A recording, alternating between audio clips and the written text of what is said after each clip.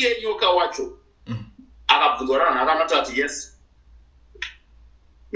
ngapo atane foni here nyoka wacho koyo zvinonetsa here totrusta sei kuti makakumbira imi kana pasina kana anything chamuri da kutaura about it imi muri ngoti makakumbira because day hati muri munhu waMwari ko kana muri kurova chiprofita aiwa chimbomira zvechiprofita ndakataura nyaya yenyoka yemabhunu handikunyanya kutaura nezvayo handitika because kwakanyanya drama ikoko kusaiti ikoko kuti vanhu vabelieve kuti alright imi mzochiwa makanikirikina handiti makakumbira makanikina at least mongokwanisa kungoti dai mangoti nyeurira kuti yamakakumbira yacho ndechi nyaya yacho imimi mhosva yacho imimi nesquad yenyu reach out kuna nyoka yemabhunu ini handizive akasungwa akapinda mujera handizive asati ambomuona kana face yangu haizive endai munomubvunze kuti munhu anonzi Apostle Makora wamuzive anoti ndakumuziva kulendi bata nzeve dzeZANU-PF ndichibata mhuno tichirwera pasi munin'ina bata yes munhu waapostora apagarike panenge pachipisa munarara wako zorodza inyama togorara seko zvinhu zvakaoma kudai izvo zvine zvakatinya kasika ukada kurararara manje zvinhu zvese zvinobva zvatorara handisi right munoziva kuti ini ndiri munhu wekuti ndinogara ndisi right nyaya yekuti ndinge ndine hasha ndichitoda kuti nditobvisa mudhara wenyu pachigaro ka1 hasha dzenyidzi chimbotangamedza wopusha gomo first mana mari pusha yomoza kwakuzesa hasha munotangira kunorema madreams but anyway tinongoriwo tuma issues munoti ndoti tuma issue toma tissue tusina nebasa rese so the issue now iri kutenderera izvezvi inyaya yekuti hanzi mimi muri kunzi makakumbirira nyoka yemabhunu kuti ange achibuda mujeri ndo nyaya yandanduwe panapa ndoda kunyazonzisoti zvakanyatsofamba sei ende kana makazviita hawo ende makamukumbirira kunani makakumbira muchiti chii information yauri kudai yese hapana chinofanira kubuda ipapa nei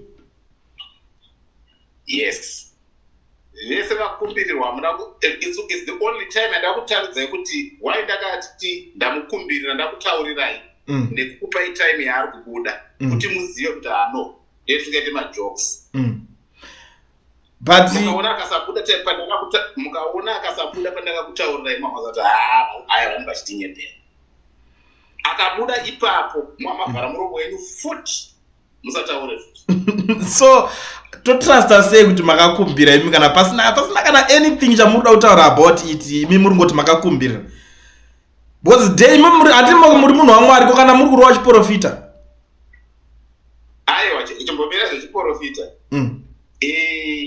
ndakataura nyaya yenyoka yemabhunu handikunyanya kutaura nezvayo handitika because kwakanyanya drama ikoko kusaiti ikoko drama rechi because madrama zvamaitwa zvamaitirana vanhu I feel like vanhu vanotora nyaya idzika semajokes haasi kutoziva kuti somebody's life is in danger I understand that haasi kuziva kuti munhu abata what we call the most pinnacle troubling position ever aubate zvinhu zvemupolitics nevanhu vekumusoro zveya zvinoitwa nemunhu ari kutozvitemba zviyazvo dai kuri kuti munobvunza timu yanyoka yacho kwete kubvunza imimi vanokutaurira kuti hazveshuwa chimbovasinyai basa ravo iye nyoka wacho akabvunzwa navanhu akanoti ati yes ngapo atane foni here nyoka wacho koyo zvinonetsa here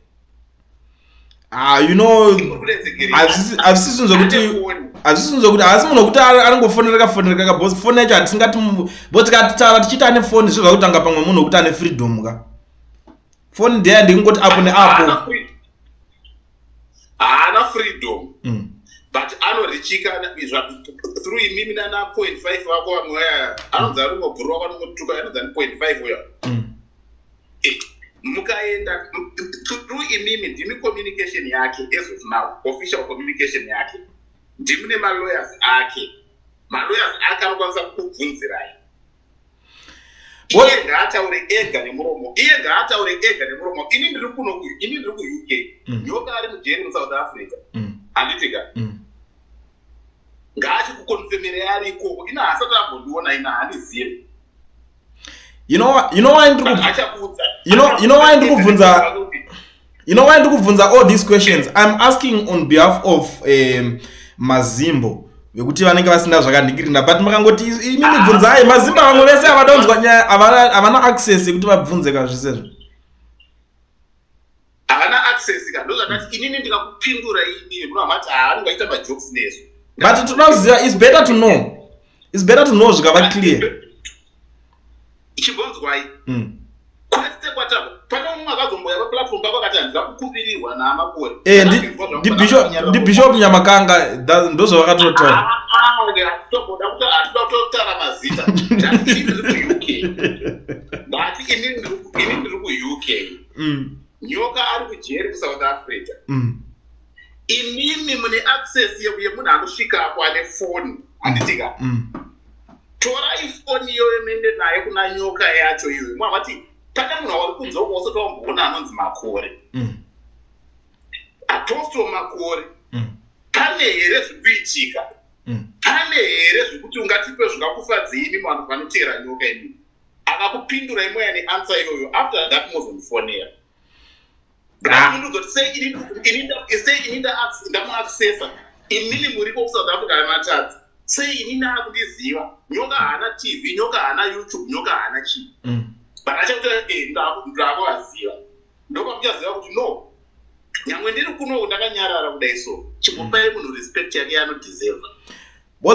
Muona why ndiri kunyanya ta take nenyaya that way anditi. For example, matima mukumbirira mimi. It simply means akungeza akutase akusvika pakudaunza adaunoregerwa. But ona ika Apostle apa panyaya iyi pane malawyer vari kushanda nyaya yaka. Pane pakufambiswa sei?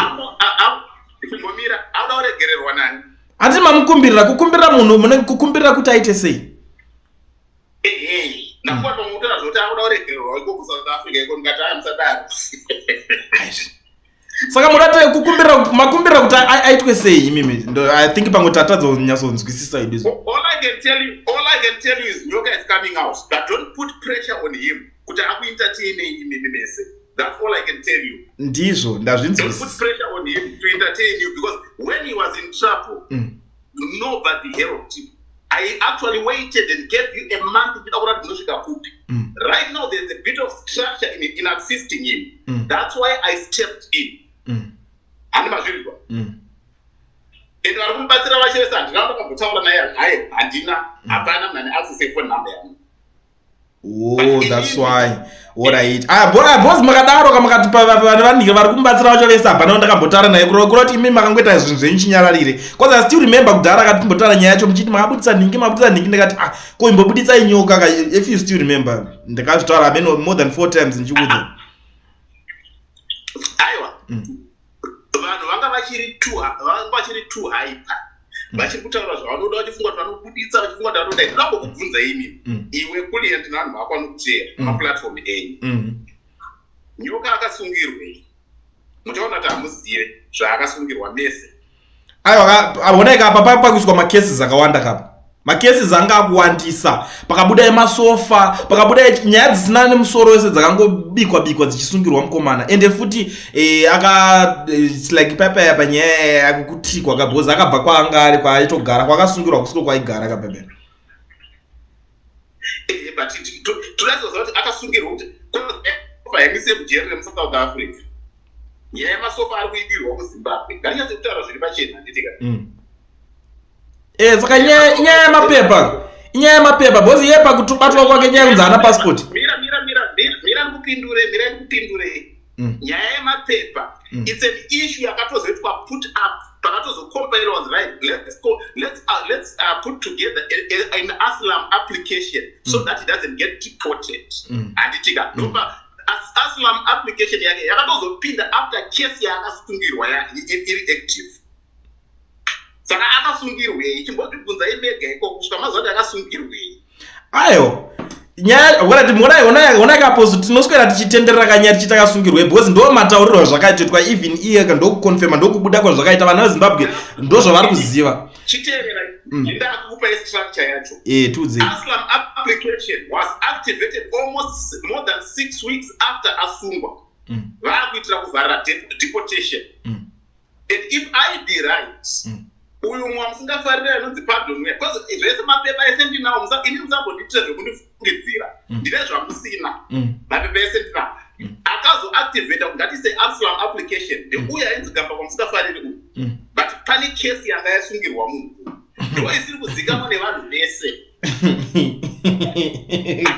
mati gamba koita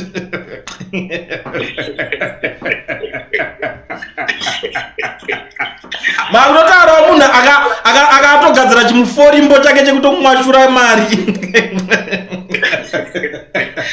ikoko handiko handi kunyanyoka chetanyoka aiwa but imi matadza kunyatsoexplain because imi pakati akakumbirirwa kadatotarisira kuti kana timakumbirira munhu ka akuchiriliswa pane nyaya dzaari kupuhwa makesi dzaari kupuhwa muSouth Africa but ndikuona kunge mimi ndinone dzimwe dzamakatomukumbirira kuti pekuti aregererwe kuZimbabwe ndizvo here aiwa tisina kutaura nyaya dzakawanda because nyaya dzamukutaura dzimwe dzeseka hadzitombodi kukumbirirwa kana paine pawakaba unongosungirwa kuba kwako but nyaya iripo ndeyekuti ngaabude because atikunzwa tichikuudza akasungirwei handiti yaakasungirwa iyo yatakakumbirira kuti aiwa muregererei panyaya yamakamusungira dzese dzakuzouya kana wakaponda wakakuponda wako but inge uri kunze kwejeri alright ndapanzwisisa apostle iyo yacho chitiudzai nyaya yacho kuti ndeyechi iyo yacho yamuri kuti yamakakumbirira nyaya yacho aya bhoza murambotaura zvese ka chinzwa zvikuitika imimi zvamaitaura daitairamba tichiteerera tairamba tichienda nekusiriko ndozvandotaura kuti at times ka taurai nemaplayers acho anokutaurirai nyaya dzavo kana muchikumbira regerero kumbirai kumaplayers kwete kukumbira kuvanhu vamwe vakabvoti ngatite petition mudaisa petition kupiko yei mhosva yake yekutanga ndeye yaakabatirwa mukaiziva iyoyo ndopamwa kuti right izvi zvimwe zvese we not very much interested iye akamupinza mujeri kuti abude mujeri handiti but at least alright apostle kuti vanhu vabelieve kuti alright imimi zvochiwa makanikirikina handiti makakumbira makanikina at least mongokwanisa kungoti dai mangoti nyeurira kuti yamakakumbira yacho ndeyechi nyaya yacho imimi mhosva yacho imimi ndoza nachitaura kakuti vanhu vanga vachitaura zvavasiri kuziva because people don't take time to reach out to the players imimi ndimi muri kuziva chitiudzai mirai ichi misi yakadaro kusvika aita sei abuda pamadheta andakakupa iwe umwe akanditi ako iwewe unokontrola koti yekusouth africa here iwewe unokumbira nyoka akasungwa South Africa unokontrola koti yekusouth Africa. People don't know how negotiations work. People don't know how to knock on other people's doors. Kuti munzwe nyaya mutaurirwe zvakaitika mukumbira regero mopuwa macondition anopuwa then you push it forward. Ndo kunonzi kupindira pakati ndo basa revafundisi ndo basa rechurch. Ndokona kuti mufundisi wenyu imi paplatform penyu imi because pamwe ndechituka mukuru wenyu wamunoda. But chokwadi ndechekuti paufundisi hwangu ndinogona basa rangu ramufundisi rekunoka pamadhoo. Ipapo ndinogona naungaramba ipapo ndinogona nemafoni kofu ndiri kuuk but inzwa kuSouth Africa kwese tataura kuZimbabwe kwese tataura ndakupai period yaari kubuda akasabuda muzondibvunza akabuda mwamaziva kuti right majokes ngatise ekuside but serious ngatite serious but munoona waenda ndichiti mamuchiti aiwa nyaya yake yakandidadozva kuti ndeipi and acharegererwa nenzira ipi zvinhu zvekuti taida kutaridza because nyaya dziri kupinda makoti idzi right yasara iri kukoti kwacho iyo yacho yatiri kuziva ndo yamakamukumbirira here because ndo yasara kuti areleaswe kai ndo yamakamukumbirira here paari kuda kuti nzapone panyaya dzendiri dzekupedzisira dzeextradition tingoteerera ndati kubuda ari kubuda and andati ari kubuda August ndati ari kubuda September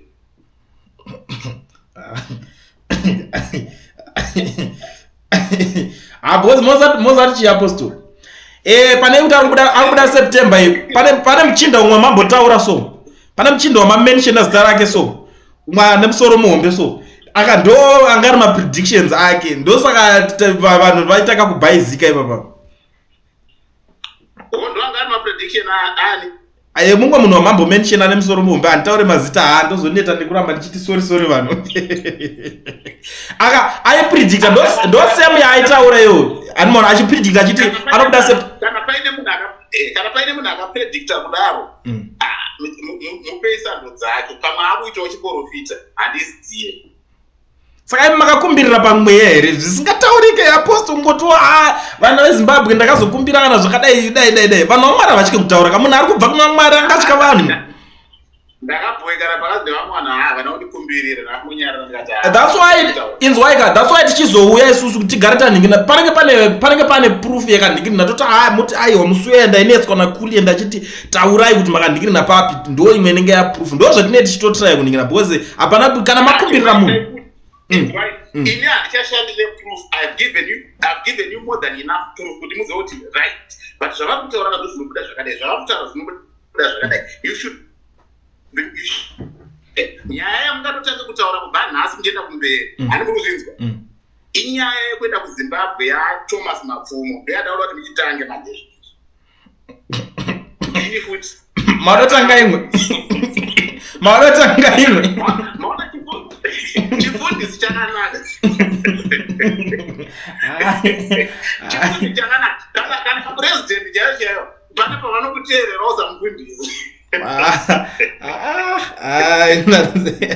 alright aiwa zvanhasi yanhasi ikai kutaura chokwadika aipere because imi wacho hamusinotaura hamuna kana chinhu hanu muri kuti aiwa ndakakumbira ameno but ndezvisanaida kuti makakumbira kune munhu pamwe here kune South African government here makakumbira kune government yekwana ED Mnangagwa ere mudhara asingabhadhare makakumbira kupi matadza kundiudza izvozvo ndozvinoita munomhanya kungotuka nevanhu vakuru hapana kutukwa hatisi kutuka chibonzwai vanogona kuti ngatingoti vaine pavari kutadza but hamumbozwi ndichivatuka but hakusi kutuka hakusi kutuka hamumbozwi ndichivatuka but kana paine pane yakugara panapaka the going is getting tough and he needs to be approached ndinokwanisa unonoka padhopa but anowati hapana kutuka hapana kutuka kungotaura chokwadika like vana vedu vakuwara neurovha vaningina vedu vari kuwara nemutorero saka toti mudhara habhadhari dai bhadhara ikonomi ichishanda ndo zvatinge tichingoti saka mudhara wehabhadhari ari kusunga mari chete pasouth africa havazirwa mutoririra but iri nani hatiikombe hatiikombe harisi kurohwa manje brongo kuno kuSouth Africa manje riri kunotengwa kuno kuri kungomanufacturwa kuno kuSouth Africa anyway ngatidai nyaya yamangwana kutotaura kubva nhasi muchienda kumberi ndeyaThomas Mapfumo ndonyaya yada kutofambisa ndakupai futi imwe nyaya ndonyaya yada kutofambisa alright hanzi Mapfumo adi mamukumbirira futi here Mapfumo Mapfumo anodzokera kuZimbabwe akura zvisina drama renyu repamaplatform ese aya akura it's as simple as it sounds zvisina drama rese Mapfumo akura haafanira kudzokera kuZimbabwe he celebrated his 80th birthday mukatarisa akaicelebrata kunonzi kuEugene. Eugene is my first name surname yangu unonzi Makore mukatarisa munhu akapa brand rake anonzi Kundai Makore who has taken over saka Eugene Makore wacho ndini saka ndini the easiest person wekusvika kwavari kuti song yakabva yaimbwa yakunzi wekutanga vana vangu mundichengetere wekutanga muti matipa ndo first born yangu Tandiswa ndo second born yangu song yacho yakabva yaimbwa saka gonai kugara nevanhu so zvinobatsira madhoo haanetse kupinda haanetse kunoka vanhu havanetse kusanganisa ndo zvinodiwa muupenyu izvozvo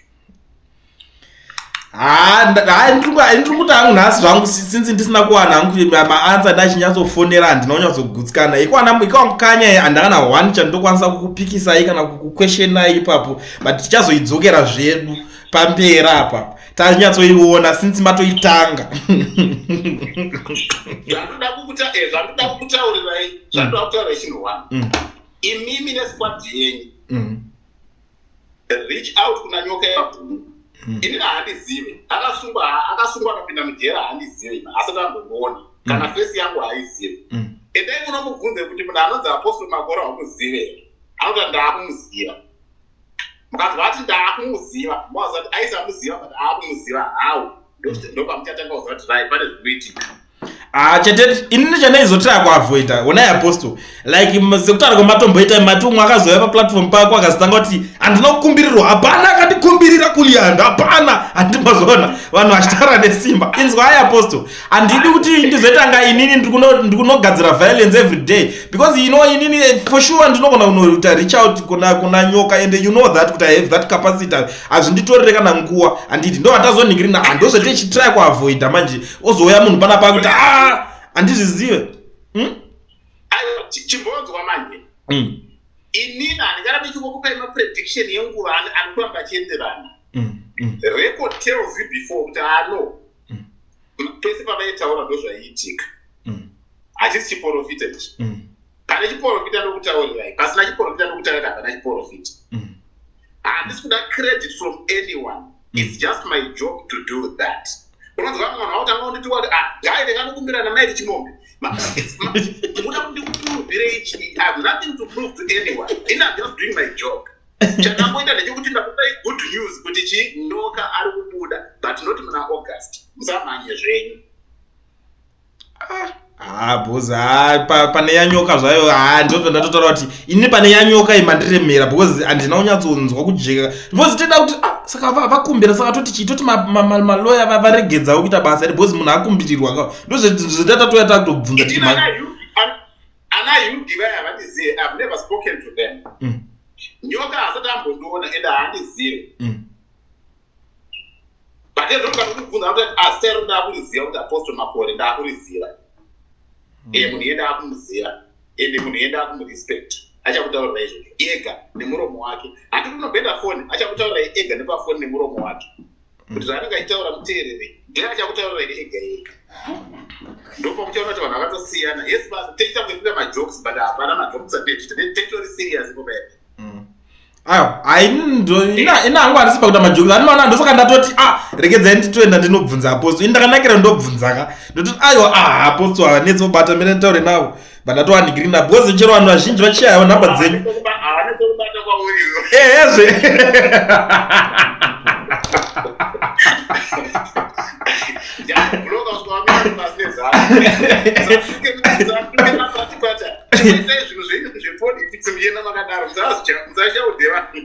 munondianibloka because mukanzwa ndakutanga kuti mudhara akaomera munotanga kutokwira BP ndozviziva ikoko.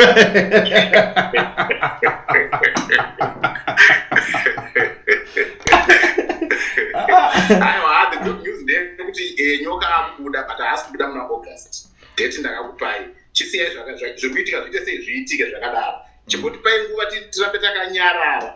Ndatoona kuti mabroadcast atombeta ndichaita ndichimira ndakumira kutaura zvinhu zviri essential chete kwete kuramba ndichitaura zvisina basa. Regai timbodhine nenyaya yemupanhau number 1 nenyaya yaThomas Mapfumo number 2. Nyaya idzodzo ndodziri papriority yangu as of now. Saka nenguva pfupi hapana kamuchazwa zvakawanda but nyoka ari kubuda. Iye mukamubvunza anyway, regai ndigodaiso regai ndigomuti nyoka isa audio kuvanhu vako handitika ndomuzvipedza ikoko. Hauni ndenda kugonerai achiti chi wati yacho ndanga kusvika nekwandiri saka ndikutobvunzana achiti chi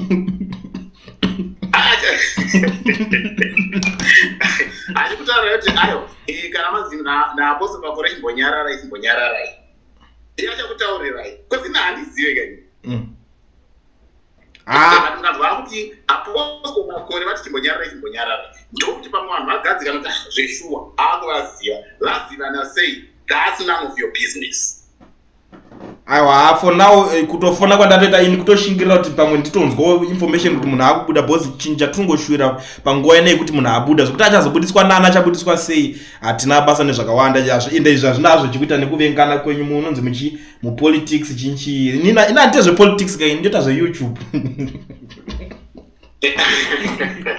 Inini manje handite zvepolitics ndoita zveufundisi. Ufundisi hwangu unodiwa mupolitics. Right. Ndokana kuti sina mhanza nezvidumbu nezimiri zihombe but ufundisi hwangu unodiwa mupolitics. Ndokwanisa kunoka madhoo ese. Right. But mukati leader wenyu amunoda muchandisi ndokwanisa kumupinzira foni direct. Imimi munogona kundivenga iye handivengi.